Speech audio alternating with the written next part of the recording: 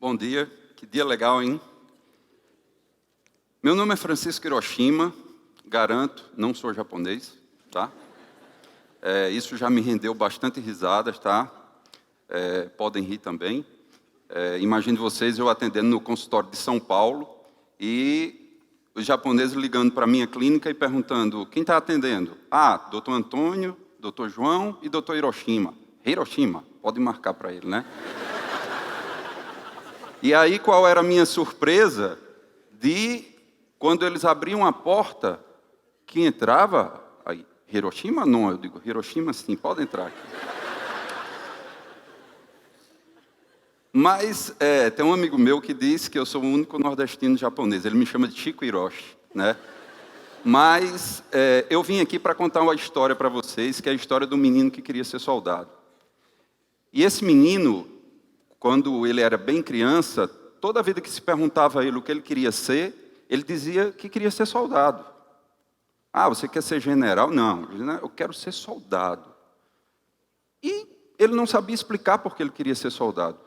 Ele tinha o ideal de ser soldado, mas não sabia o porquê. E para quem quer ser soldado, o dia mais importante que tem é o dia 7 de setembro, onde tem a parada, né? E o sonho dele era sair todo paramentado, né, com uma farda, com aquelas coisas penduradas, não sabia nem o que era. E ele chegou um dia e disse, mainha, compre uma farda para mim, para eu sair no dia 7 de setembro. E a mãe disse, beleza, eu vou comprar. E ele espalhou na escola que ia sair no dia 7 de setembro, paramentado como soldado, né? E aí, qual foi a surpresa dele? Que no dia do 7 de setembro, todo mundo se perfilando para desfilar, a mãe dele não chegava. E os colegas, cadê? Você disse que ia sair todo paramentado. E qual foi a surpresa dele? Que a mãe errou completamente o que ele tinha pedido, né? E naquela época ele foi vítima do que hoje a gente conhece como bullying, né? Só que aí ele teve uma ideia. Naquela época ele já desenhava um pouco melhor do que as crianças da época, da idade dele, né? Então ele disse, já sei, eu vou começar a desenhar o que eu quero para minha mãe agora, ver se entende, porque verbalmente não funcionou, né? E então ele fez o primeiro teste, ele começou a desenhar, e qual foi a surpresa dele? Começou a funcionar. Ele queria uma bicicleta, do jeito que ele desenhava, a mãe comprava. Quando tinha dinheiro, né? Claro. E aí ele começou a fazer a mesma coisa, ou seja, desenhava e a mãe comprava o que ele queria, né? No entanto, um belo dia, ele brincando na sala da casa dele, ele escutou o pai dele dizer a seguinte frase, meu pai está ficando cego. E aí, ele sentou e disse, mas cego, o que é que significa isso, né? E o pai dele logo explicou, olha, meu pai vai perder a visão e é uma doença hereditária chamada glaucoma. Naquela época, eu não sabia o que era glaucoma. Então, fui ao dicionário saber o que era aquela palavra chamada de hereditária. E lá estava escrito, em letras garrafais, hereditário, que passa de pai para filho. Ferrou, né?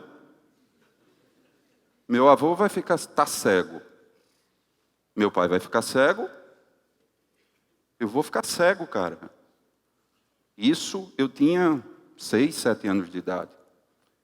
Então, alguma coisa eu teria que fazer alguma coisa. Como é que eu ia ganhar dinheiro? Cego, né? Como é que eu ia continuar desenhando cego? Não tinha condições. Então, eu tinha que tomar alguma atitude para mudar esse destino. E aí, veio uma nova ideia. Andando pelo meu interior, que eu digo que é meu, porque é dos meus pais, Açu, no Rio Grande do Norte, terra dos poetas, tá? vi um cego tocando sanfona.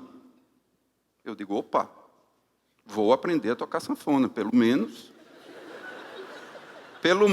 quando eu ficar cego, eu toco a sanfona, boto o pratinho lá, tiro o meu, né? E foi assim que eu fiz. Comecei, autodidaticamente, a aprender a tocar sanfona. Não tão bem. Tem um colega meu, quando me vê tocando, diz, faz quanto tempo que você toca sanfona? Eu digo, faz um bom tempo. Ele diz, porque ainda não aprendeu. Mas dá para arranhar. Então, vamos aprender a tocar sanfona. No entanto, me veio outra dúvida na cabeça. Bem, eu vou aprender a tocar sanfona, eu vou ganhar um dinheiro, eu vou conseguir me sustentar, mas se a doença é hereditária, como eu vou evitar de passar para minhas filhas? Eu vou resolver meu problema, mas minhas filhas, como é que eu vou fazer isso? E foi aí que me veio a ideia, vou fazer medicina. Vou estudar essa doença, vou curar, vou achar cura e vou abortar a evolução dessa doença maligna que cega e que só anda para frente. A visão que você perde não recupera. E eu lembro bem, na minha infância, meu avô já cego, eu sentado ao lado dele e ele procurando com a mão um raio de luz. E eu peguei na mão dele e disse, vovô, o que é que o senhor quer?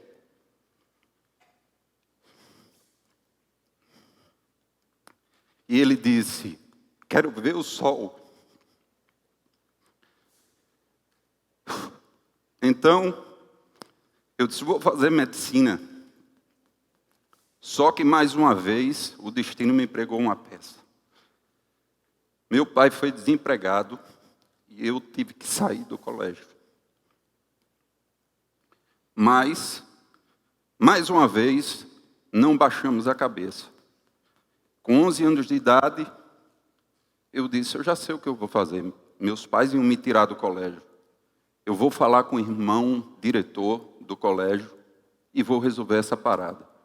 Fugi de uma aula, entrei na sala dele, fui prontamente retirado pela secretária e ela disse, o que é que você quer falar com o diretor? Eu digo, só com ele. Curiosidade. É coisa particular aqui. E ele viu aquele menino de 11 anos petulante, né? Disse, o que é que você quer? Eu digo, irmão, meu pai foi desempregado e eu quero continuar a estudar. E, meus amigos, eu ganhei uma bolsa de estudos da 5ª série primária ao pré-vestibular. A partir daquele dia, minha vida mudou. E então, com um único compromisso, nunca ficar em recuperação e muito menos ser reprovado. E aí eu consegui terminar meus estudos e fazer o vestibular para medicina e entrar no curso de medicina da UFRN, Universidade Federal do Rio Grande do Norte. E assim que eu entrei no curso, logo percebi a minha incapacidade diante daquela doença chamada glaucoma. Fiz a especialidade de oftalmologia, fui para São Paulo, fiz doutorado, fui atrás de tudo e vi que a doença era muito maior do que eu imaginava. E aquele sonho de criança de querer evitar a transmissão genética ficou um pouco para trás. Mas, ao voltar para a minha cidade, eu disse, da mesma forma, algo ainda pode ser feito. E então, eu criei uma startup, né? Uma empresa que tentava, como missão, desenvolver dispositivos que, acoplado ao celular, pudesse dar diagnóstico e combater a cegueira. Nós fizemos um estudo e escolhemos uma doença chamada ceratocone. Se esse auditório aqui tem 1000 pessoas, provavelmente 2 a 3 pessoas possam ter ceratocone aqui, porque é uma doença que acomete 1 para 400 pessoas. É uma doença que a córnea vai deformando, ceratos significa córnea, e cone seria a forma de cone. O grau começa a avançar, chega a um ponto que os óculos não resolvem mais, você passa a usar lente de contato rígida e algumas pessoas, em torno de 20% a 40%, vão para transplante. Ou seja, esperar um doador que faleceu, retirar a córnea desse cadáver e isso ser transplantado na pessoa doente. Só que essa doença, ela pode levar à cegueira. E, só para vocês terem uma ideia, no ano de 2011, em torno de 24 mil transplantes feitos no Brasil, 14 mil, mais um pouquinho de 14 mil, foram de córnea. Para vocês terem noção da dimensão dessa doença. E desses transplantes, o segundo colocado foi ceratocone. Como é que se dá o diagnóstico dessa doença? O diagnóstico dessa doença se dá através de um aparelho chamado topógrafo. E o topógrafo de córnea, para vocês terem uma ideia, o mais barato hoje custa em torno de $20 mil e o mais caro $100 mil. Como eu posso combater uma doença com aparelhos tão caros? Não tem condições. São aparelhos caros, sem mobilidade e que possivelmente nem todas as clínicas privadas tenham esse aparelho.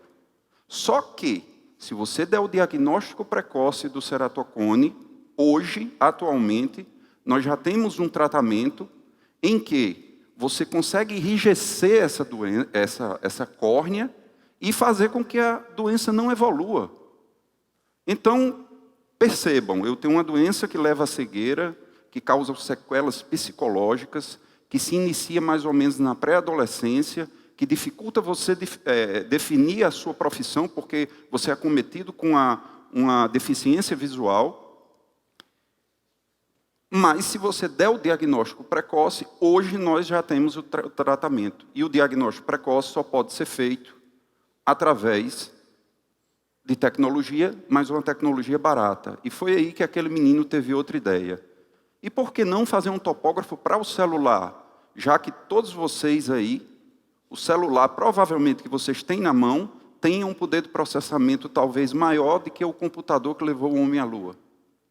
Então, foi vendo isso que nós criamos um aparelho que, acoplado ao celular, de baixíssimo custo, ele consegue bater a foto do olho das crianças e, através da internet, mandar para um especialista que diga se a criança tem a doença ou não. Mas o próprio aparelho, ele já pode dizer se a criança tem ou não tem a doença.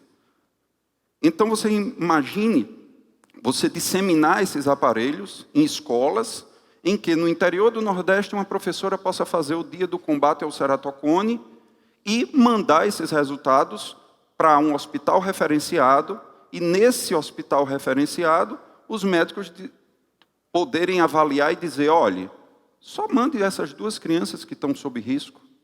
Então, vocês podem imaginar o quanto nós otimizaríamos o serviço público com essas estratégias. Hoje, a medicina não pode mais ficar dentro do consultório. Hoje, dentro do meu consultório, eu me sinto inútil. Eu sou mais um médico.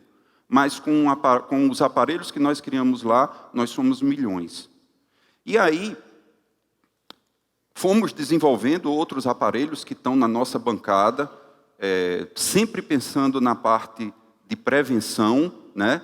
Além do que, eu posso mapear em todo o Brasil e saber onde estão meus doentes, onde eu vou ter que gastar os meus recursos para combater aquela doença, e não gastar de forma desordenada, sem saber onde estão os doentes, né?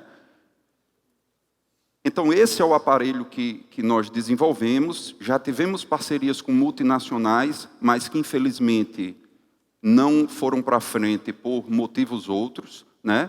Mas o nosso sonho é que o aparelho possa chegar em todos os cantos do mundo, né? E que isso possa combater a cegueira que tanto nos aflige no nosso dia a dia. Aqui é alguma aplicação do próprio aparelho. Nós ganhamos um prêmio de melhor trabalho científico do Norte e Nordeste em prevenção à cegueira. Também fomos finalistas dentro de 20 mil trabalhos no Brasil, dentro da área de tecnologia e de inovação no combate à cegueira, com alta acessibilidade e de baixo custo, tá certo? Então, é isso que a gente tinha para falar para vocês e dizer que aquele menino que queria ser soldado continua combatente e vai continuar combatente até o último dia de vida dele. Obrigado.